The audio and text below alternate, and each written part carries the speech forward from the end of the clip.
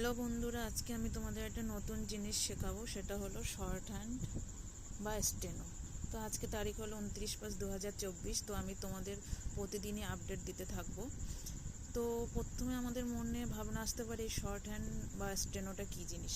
এটা কিছুই না, আমরা বড় বড় লেখাগুলোকে ছোট ছোট চিহ্নের মাধ্যমে প্রকাশ করব। তো ফার্স্টে এটা লেখার সুবিধার জন্য আমরা রুল টানা খাতা ইউজ করব,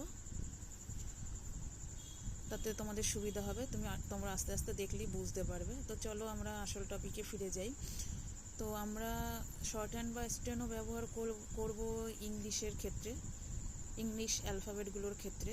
তো আমরা সকলেই জানি যে ABCD থেকে শুরু করে জেড পর্যন্ত টোটাল অ্যালফাবেট আছে আমাদের 26টি।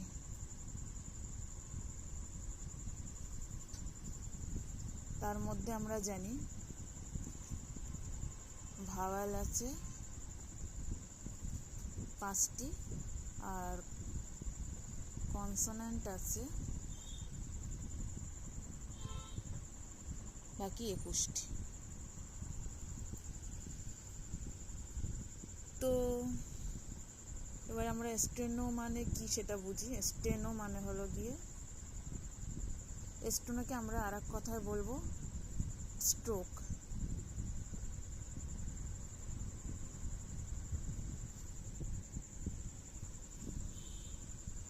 আর যার মানে হলো, তোমাদের আগেই বলেছি, যার মানে হলো চিহ্ন, বাংলায় যাকে আমরা বলবো চিহ্ন। এই স্ট্রোক আবার হলো গিয়ে দুই প্রকার। তো দুই প্রকারের মধ্যে হলো,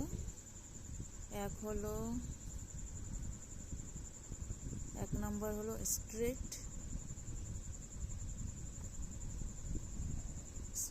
স্ট্রোক, আর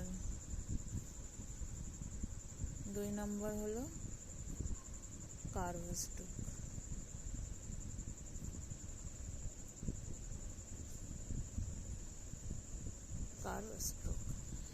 তো এই নাম দুটোর মধ্যেই বোঝা যাচ্ছে অনেকটা কিছু। স্ট্রেট মানে আমাদের রেখাগুলো বা চিহ্নগুলো যেটা হবে সেগুলো মোটামুটি সোজা টাইপেরই থাকবে, আর কার্ভ মানে একটু বেঁকিয়ে যাবে, যেটা অনেকটা অর্ধচন্দ্রাকৃতি টাইপেরও হতে পারে।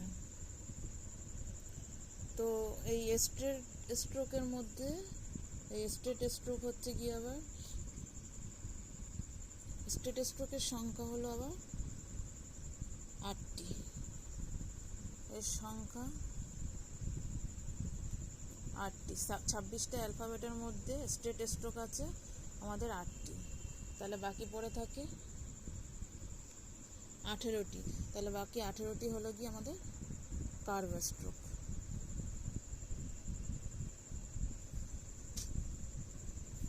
বাকি 18টি হলো আমাদের কার্ভ স্ট্রোক।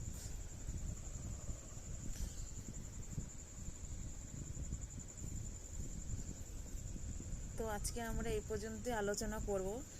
নেক্সট দিন আমরা স্ট্রেট স্ট্রোকের এই 8টি অ্যালফাবেট নিয়ে হচ্ছে কি কীভাবে কী চিহ্ন দিয়ে লেখা হয় সেটা আমরা আলোচনা করব। তো তোমাদের যদি ভিডিও ভালো লেগে থাকে আমার সাথে থেকো। আর প্রথম দিন ভিডিও করলাম, অনেক ভুল ত্রুটি হতে পারে, ক্ষমা প্রার্থী। সবাই ভালো থেকো।